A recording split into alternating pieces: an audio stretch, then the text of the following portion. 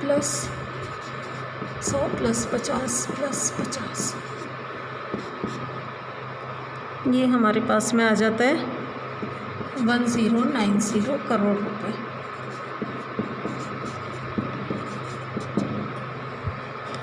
और delta Y2 हमारा हो जाएगा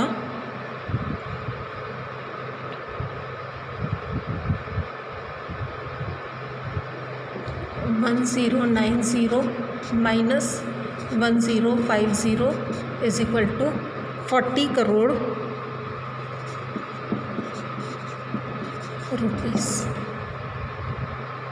ठीक है, तो इस तरह से हमारी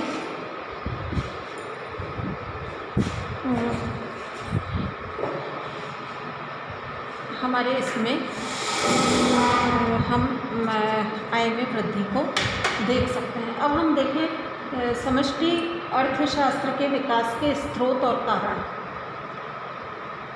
समष्टि अर्थशास्त्र के विकास के क्या स्रोत रहे। पहली बात तो ये हम देखें तो सबसे पहली बात जो फिजियोक्रेट्स थे, जिनको हम प्रकृतिवादी कहते हैं, उन्होंने आय का चक्राकार प्रवाह दिया था।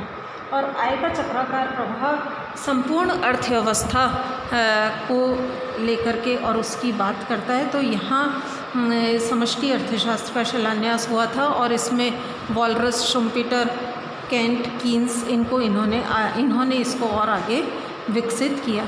मार्शल और पीगू ने भी हालांकि क्लासिकल और न्यू क्लासिकल इकोनॉमिस्ट थे, लेकिन इन्होंने राष्ट्रीय आय की बात की। और राष्ट्रीय आय हमारे समष्टि अर्थशास्त्र का एक महत्वपूर्ण विषय है। और सबसे ज़्यादा विकास जो इसका हुआ वो हुआ 1930 की आर्थिक मंदी के भयानक परिणामों की वजह से, और इसी वजह से इसका महत्व भी बहुत ज़्यादा बढ़ गया। और राज्य के बढ़ते हुए हस्तक्षेप और अर्थव्यवस्था के विकास, नियमन, नियंत्रण, इन सब के लिए समष्टि अर्थशास्त्र को आधार बनाया गया और इसका विकास का मार्ग प्रशस्त हुआ। आर्थिक नियोजन और आर्थिक विकास समस्याओं का अध्ययन समष्टि अर्थशास्त्र के द्वारा ही संभव हो पाता है। तो आर्थिक विकास और आर्थिक नियोजन के लिए भी इसका महत्व बढ़ा है। इसके अलावा अर्थशास्त्र में व्यवहारिक दृष्टिकोण, अर्थव्यवस्था की गत्यात्मक प्रवृत्ति और मौद्रिक अर्थव्यवस्था आदि के विकास में समष्टि विश्लेषण का महत्व बहुत ज़्यादा बढ़ा है। अब समष्टि अर्थशास्त्र के उपयोग के कारण और उनका महत्व अगर हम देखें तो 1930 की मंदी तो इसका मुख्य कारण था ही था। इसके अलावा जटिल अर्थव्यवस्थाओं के सामूहिक संचालन को समझने के लिए भी इसका समष्टि अर्थशास्त्र का ही उपयोग किया जाता है। आर्थिक नीतियों का निर्धारण हमें जब करना होता है, क्योंकि आजकल सारी राष्ट्र कल्याणकारी राज्य की स्थापना करने में लगे हुए हैं, तो उसके लिए भी हमारे समष्टि अर्थशास्त्र की आवश्यकता बहुत ज़्यादा होती है। इसके अलावा आर्थिक नियोजन में इसका बहुत उपयोग है। आर्थिक नियोजन हमारी अर्थव्यवस्था के सभी क्षेत्रों को देख करके ही किया जाता है। तो इसके लिए भी समष्टि अर्थशास्त्र की आवश्यकता बहुत अधिक है।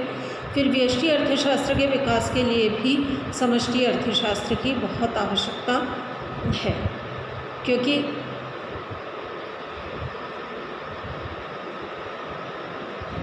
संपूर्ण अर्थव्यवस्था के मूल्य स्तर की बात हम करते हैं तो वो मूल्य स्तर हमारा व्यक्तिगत फर्मों के व्यवहार से निर्धारित होता है। तो इस तरह कई समष्टि अर्थशास्त्र के क्षेत्र हैं जो कि व्यष्टि के आधार पर ही अपने परिणाम देते हैं। इसके अलावा विभिन्न आर्थिक समस्याओं के समाधान में भी जैसे राष्ट्रीय आय, राष्ट्रीय बचत, राष्ट्रीय विनियोग, उपभोग, राष्ट्रीय वितरण, उत्पादन, इन सब के लिए भी समष्टि अर्थशास्त्र आवश्यक है। फिर समष्टि मूलक विरोधाभासों के कारण भी ये जैसे समष्टि मूलक विरोधाभास कौन कौन से हैं कि एक व्यक्ति के लिए बचत अच्छी चीज़ है, लेकिन अगर सभी बचत करने लगें तो वो हानिकारक होगी, क्योंकि इससे प्रभावपूर्ण मांग में कमी आएगी और रोज़गार का स्तर गिरेगा। तो इस तरह से जो हमारे समष्टि मूलक विरोधाभास हैं उनके कारण भी जो व्यष्टि मूलक विरोधाभास है उनके समष्टि मूलक विरोधाभासों के कारण भी समष्टि अर्थशास्त्र की आवश्यकता है।